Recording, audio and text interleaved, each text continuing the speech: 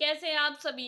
हम सब तैयारी कर रहे हैं हमारे चैनल पर सीटेट 7 जुलाई 2024 की, जिस दौरान मैं आप लोगों के साथ में टैग वर्ड्स करवा रही हूँ हर एक सब्जेक्ट के, जिसमें मैंने आप लोगों के साथ में हिंदी के टैग वर्ड्स डिस्कस कर चुकी हूँ एंड मैथ्स के जो है वो टैग वर्ड्स डिस्कस कर चुकी हूँ एंड ईवीएस के टैग वर्ड्स भी डिस्कस कर चुकी हूँ।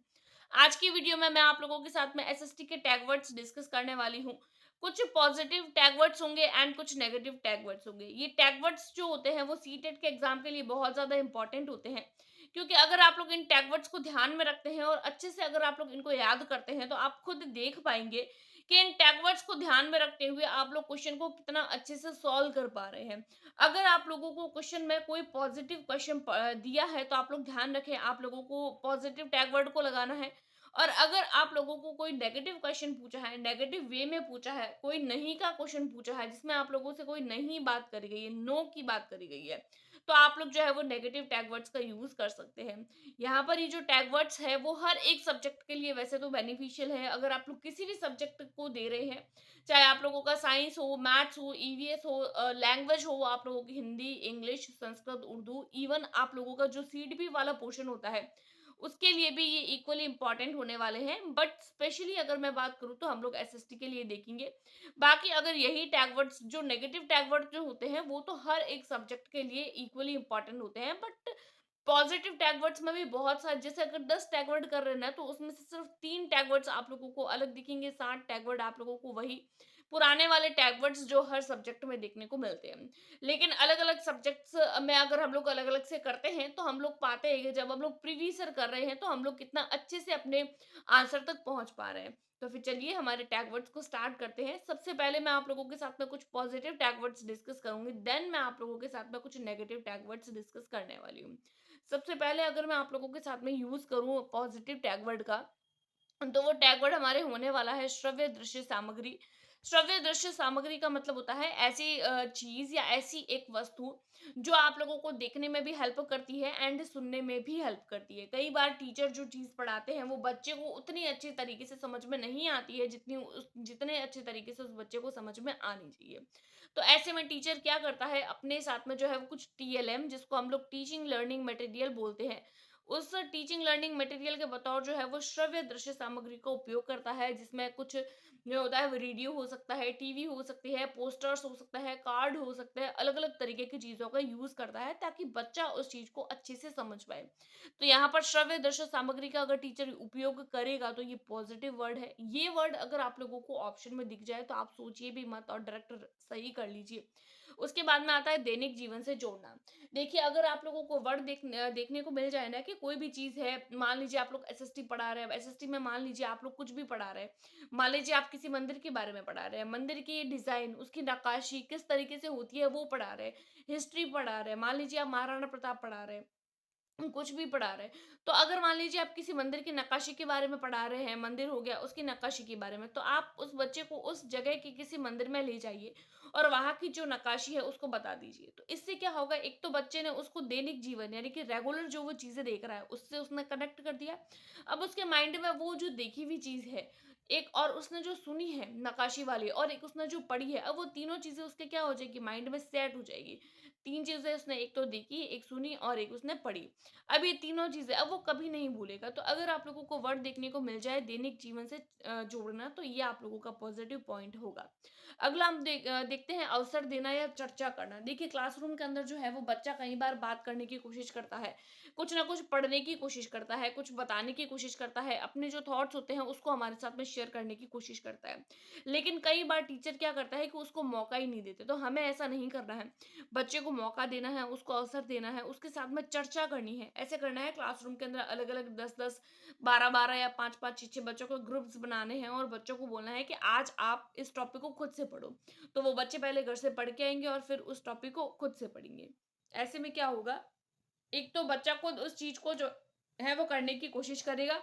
बच्चा खुद से करके आएगा तो वो घर पे भी करेगा, तो उसके माइंड में एक पॉजिटिविटी आएगी कि अगर टीचर ना भी पढ़ाए तो भी मैं खुद पढ़ सकता हूँ। मैं भी अपने विचारों को बता सकता हूँ, मैं भी अपने विचारों को रख सकता हूँ। तो ये भी एक पॉजिटिव वर्ड है। अगर आप लोगों को एक क्वेश्चन में ये वर्ड भी दिख जाता है तो आप लोगों का आंसर सही हो सकता है। अगला आता है बच्चे को सम्मान देना। देखिए, कोई भी बच्चा हो, चाहे इवन कोई भी मनुष्य होता है, हर किसी मनुष्य को सम्मान जो है वो मिलना चाहिए। अगर मैं स्पेशली बच्चे की बात करूँ तो होना ही चाहिए। अगर क्लासरूम के अंदर अगर आप लोग बच्चे को सम्मान दे रहे हैं, उसकी रिस्पेक्ट कर रहे हैं, क्योंकि बोलते हैं ना कि गिव रिस्पेक्ट टेक रिस्पेक्ट, यानी दोगे तो लोगे, लोगे अगर लोगे तभी जभी आप दोगे। तो अगर आप लोग दोगे ही अच्छे से, तो आप अगर आप भी बच्चों का सम्मान करेंगे तो बच्चा आपका सम्मान अपने आप करेगा। तो यहाँ पर आप लोगों को इस वर्ड को याद रखना है कि बच्चे को ज़्यादा से ज़्यादा सम्मान देना है, बच्चे के साथ में सम्मानपूर्वक बात करनी है। उसको वो अगर कोई क्वेश्चन पूछता है तो उसको इस तरीके से जो है वो डाँट कर बिठाना नहीं है, बल्कि आप उसको प्यार से पॉजिटिविटी के साथ में पूछिए कि आपको क्या प्रॉब्लम है। तो बच्चा आपको अपनी प्रॉब्लम भी बताएगा और बच्चा आपके साथ में जो है वो फ्रेंडली भी हो पाएगा। उसके बाद में आता है अगला प्रोत्साहन देना। देखिए बच्चे को प्रोत्साहन देना यानी कि मान लीजिए कोई भी बच्चा है, उसको आपने काम करने के लिए दिया, बट वो बच्चा नहीं करके आया। फिर आपने उसको दूसरे दिन और दिया, फिर से दूसरे दिन भी बच्चा करके नहीं आया। इस तरीके से आप 2-3 दिन से लगातार दे रहे हैं, बट बच्चा वो काम करके नहीं आ रहा है। फिर आप उसको बच्चे को और देते हैं और अगली बार वो बच्चा करके आ जाता है, मान लीजिए, तो आप उस बच्चे को मोटिवेट करेंगे, उसको बोलेंगे कि अरे वाह! देखिए ये बच्चा भी करके आया। जब आप वो करके आने पर अगर आप उसको मोटिवेट करेंगे, उसको प्रोत्साहित करेंगे ना, तो आप पाएँगे कि वो बच्चा अगली बारी में और करके आ रहा है। तो इस तरीके से वो बच्चा मोटिवेट होगा और बच्चा जो है वो कंटिन्यू अपना वर्क करके आने लगेगा। तो ये भी एक पॉजिटिव वर्ड है। उसके बाद में हम लोग देखेंगे कि विविध एक्टिविटीज़, भई एक्टिविटी तो करानी है, चाहे क्लास कोई-सी भी हो, चाहे फर्स्ट क्लास हो, चाहे 5th चाहे 8 हो, चाहे 10th हो। कोई भी क्लास है, बच्चे को एक्टिविटी करानी है। एक्टिविटी बेस्ड लर्निंग बच्चे के लिए ज़्यादा बेनिफिशियल होती है। विविध गतिविधियाँ करवाना अपने आप में ही पॉजिटिव वर्ड होता है। उसके बाद में हम लोग देखते हैं समावेशी शिक्षा। देखिए समावेशी शिक्षा का मतलब होता है कि हर तरीके का बच्चा है, अगर कोई भी जो है वो ऐसे जो है वो स्थान से आया है जहाँ पर जो है वो पढ़ाई का बिल्कुल भी माहौल नहीं है, तो उस बच्चे को शिक्षा का कोई नॉलेज नहीं है। लेकिन आप ये समझिए कि वो बच्चा आया तो है, एक ऐसा बच्चा जो बहुत अच्छी जो है वो इलाके से आया है, बहुत अच्छे आस-पड़ोस से आया है, तो उस बच्चे को बहुत सारा नॉलेज है उसके स्टैंडर्ड में, और इस बच्चे की जो बैकवर्ड इलाके से आया है, इसका स्टैंडर्ड में बहुत अंतर है। तो ऐसे में ऐसा नहीं करना है कि ये अच्छी जगह से आया है, तो इस बच्चे को अलग अलग क्लासरूम में बिठाएँगे और इसको अलग क्लासरूम में। नहीं, हर तरीके का बच्चा, चाहे वो हैंडीकैप्ड हो, चाहे वो ब्लाइंड है, चाहे वो जो है वो मिड ब्लाइंड है, किसी भी तरीके का बच्चा है, चाहे वो देखने में कम सक्षम है, बोलने में कम सक्षम है, हाथ-पैर में अगर उसको दिक्कत है, किसी भी तरीके का बच्चा हो, हर एक बच्चे को एक ही क्लासरूम के अंदर बिठाना है, वो ही हमारी समावेशी शिक्षा होती है। उसके बाद में आता है विभिन्न संदर्भों में भाषा का प्रयोग। देखिए, ये बहुत ज़्यादा इम्पोर्टेंट है कि हम लोगों को विभिन्न संदर्भों में भाषा का प्रयोग करना है। चाहे आप लोग जो है वो सामाजिक पढ़ा रहे हैं, तो हम लोग देखते हैं ना कि सामाजिक में भी हम सामाजिक पढ़ते तो हिंदी में ही है ना, सामाजिक भी हिंदी में ही पढ़ रहे हैं, तो ऐसे में क्या होगा, बच्चा हिंदी भी पढ़ रहा है और सामाजिक भी पढ़ रहा है, तो इसी को बोलते हैं विभिन्न संदर्भों में भाषा का प्रयोग। उसके बाद में आता है बच्चे की त्रुटियां। देखिए बच्चे की त्रुटियाँ, अगर क्लासरूम के अंदर बच्चा त्रुटियाँ कर रहा है, तो मतलब ये पॉज़िटिव है, अच्छी बात है कि बच्चे ने कोशिश तो करी। त्रुटियाँ करने का मतलब कि बच्चा कोशिश कर रहा है। बच्चा कोशिश कर रहा है तो मतलब बच्चा सीखेगा। वो अपने आप करने की कोशिश कर रहा है तो मतलब बच्चा ज़रूर सीखेगा। तो ये वर्ड भी अपने आप में पॉज़िटिव हो जाएगा। उसके बाद में आता है सृजनात्मकता। सृजनात्मकता का मतलब होता है क्रिएटिविटी। अगर कोई भी बच्चा जो क्लासरूम के अंदर है, अपने आप को जो है वो क्रिएटिव तरीके से बताना चाह रहा है, कुछ भी नया करके ला रहा है। मान लीजिए आप लोगों ने उसको जो है वो मैप पढ़ने के लिए, बोलने के लिए दिया कि ये मैप है, इसको आप कल भर के लाइए। लेकिन बच्चे ने क्या किया? बच्चे ने खुद से बनाया और फिर उसने भरा। तो ये ज़्यादा हो गया ना कि वो बच्चा जो है वो क्रिएटिव है। आपने तो सिर्फ़ उसको भरने के लिए दिया था, लेकिन बच्चे ने क्या किया? जो आपने दिया था वो नहीं भरा, बल्कि अपनी तरफ से खुद से ही कॉपी में बना दिया और भर दिया। तो ये सृजनात्मकता होती है। तो यहाँ पर ये जो चीज़ है वो पॉज़िटिव हो जाती है। प्रोत्साहन हम लोग देख चुके हैं। कारण का पता लगाना, यानी कि अगर कोई भी बच्चा जो है वो क्लासरूम के अंदर आ रहा है, मान लीजिए वो वर्क नहीं कर रहा है, तो ऐसे में टीचर उसको डाँटता है कि तू वर्क नहीं करता है। लेकिन क्या हमने कभी कारण जानने की कोशिश करी कि बच्चे ने ये काम क्यों नहीं किया? तो हमको क्या करना है, उस टाइम पे कारण जानने की कोशिश करनी है। कारण का पता लगाना है कि बच्चा उस काम को क्यों नहीं कर रहा है। तो ये अपने आप में पॉज़िटिव वर्ड हो जाएगा। अगला हम लोग देखते हैं जिज्ञासा। देखिए बच्चे के अंदर जिज्ञासा का होना बहुत ज़्यादा ज़रूरी है। अगर बच्चे के अंदर क्यूरियोसिटी है तो मतलब बच्चा सुन रहा है हमारी बात को। बच्चे के अंदर क्यूरियोसिटी है, बच्चा जानने की कोशिश कर रहा है कि ये कैसे होता है, इस क्वेश्चन का सॉल्यूशन कैसे होगा, ये चीज़ कहाँ से मिली, या हिस्ट्री पढ़ा रहे तो वो हिस्ट्री के बारे में मैक्सिमम क्वेश्चन कर रहा है। तो मतलब वो बच्चा जो है वो पॉजिटिव है, बच्चा जो है वो सही डायरेक्शन में है। उसके बाद में आता है बाल केंद्रित शिक्षा। बाल केंद्रित शिक्षा का मतलब होता है, ये पाठ्यक्रम है, अब इस पाठ्यक्रम को ऐसा नहीं बनाना है कि हम उसको अलग-अलग तरीके से देखें, नहीं। यहाँ पाठ्यक्रम को हम लोगों को सेंटर में नहीं रखना है, बल्कि सेंटर में रखना है हम लोगों को बच्चे को। मान लीजिए ये बच्चा है, अब बच्चे की नीड के बेसिस पर हमें देखना है कि बच्चे की क्या नीड है। बच्चा जो चाहता है क्लासरूम के अंदर ऐसा ही होगा। ऐसा नहीं है कि बच्चा पढ़ना नहीं चाहता है, बच्चे को सिर्फ़ ऊधम मचाना है तो हम ऊधम मचाने दें, नहीं। बच्चे के मनमानी करवाने का मतलब है कि बच्चा जो चाह रहा है, जिस वे में उसको पढ़ाना है, बच्चे को जो इंटरेस्ट है, वो सब्जेक्ट हम पढ़ाएँगे। बच्चे को जिस चीज़ में इंटरेस्ट है, बच्चे को जिस टाइम पे जो पढ़ने का मन होगा, वो हम पढ़ाएँगे। तो बाल केंद्रित शिक्षा यही होती है कि जिसमें बच्चा सेंटर में होता है और बच्चे के हिसाब से लर्निंग होती है, लर्निंग के हिसाब से बच्चा नहीं होता है।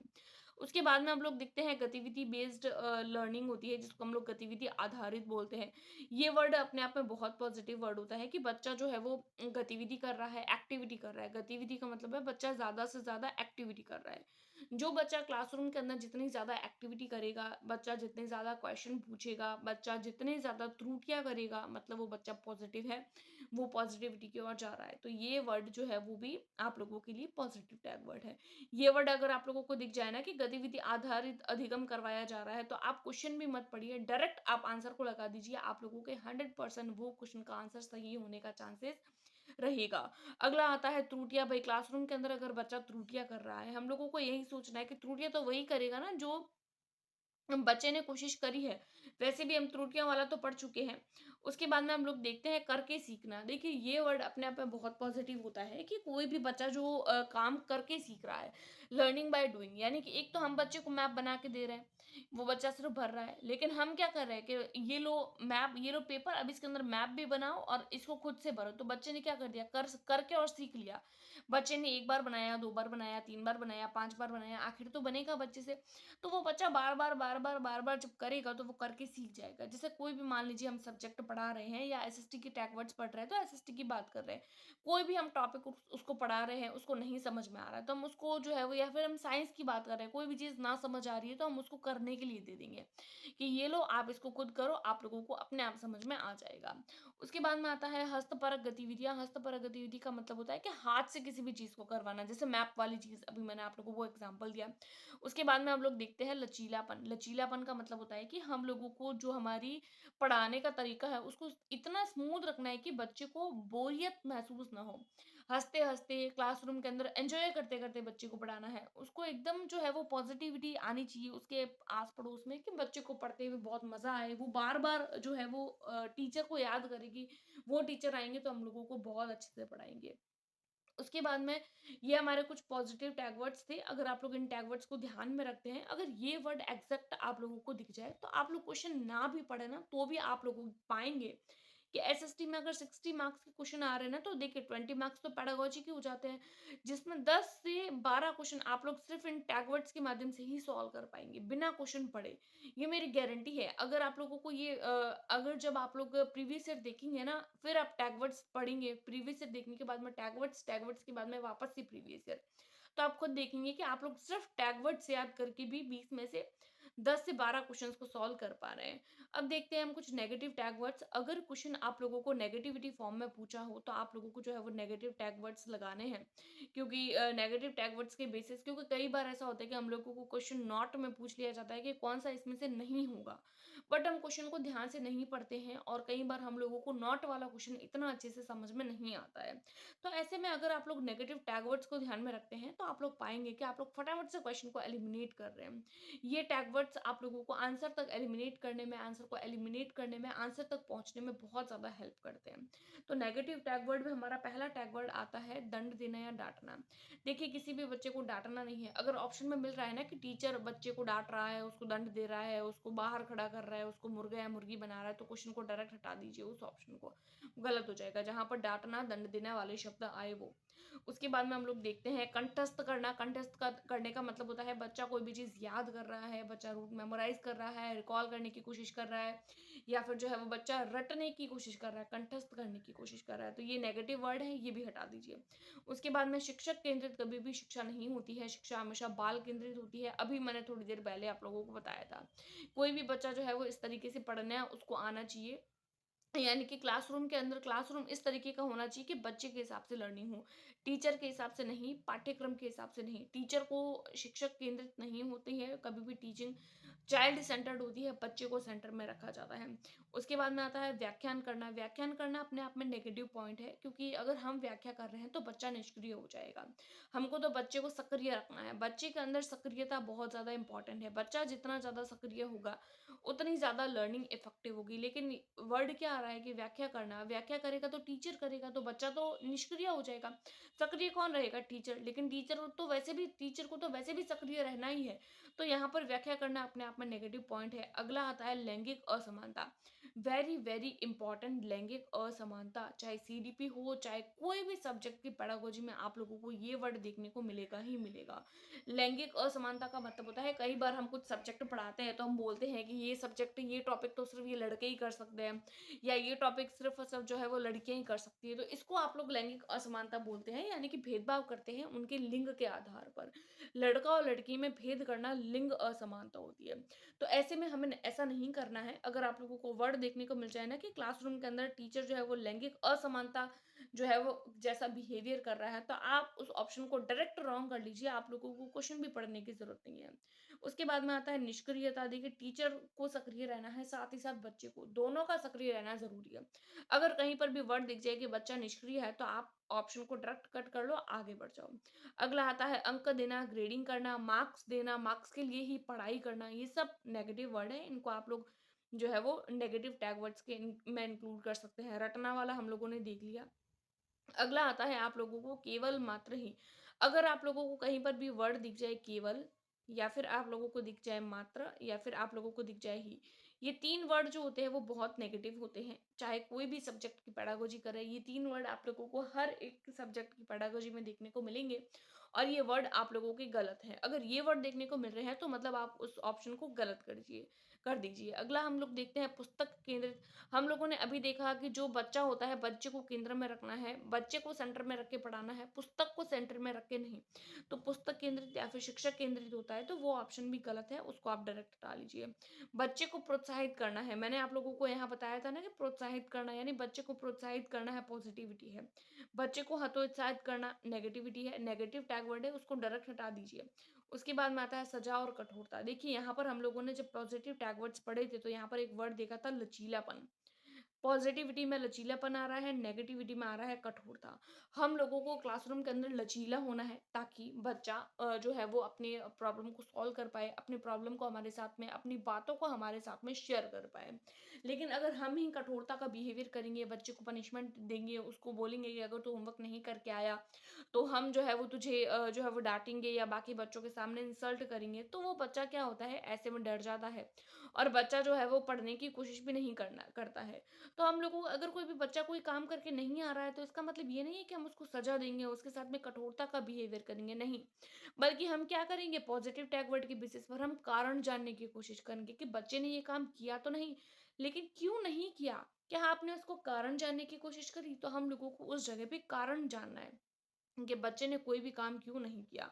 तो इस तरीके से ये कुछ एसएसटी के टैग वर्ड्स थे, कुछ पॉजिटिव एंड कुछ नेगेटिव।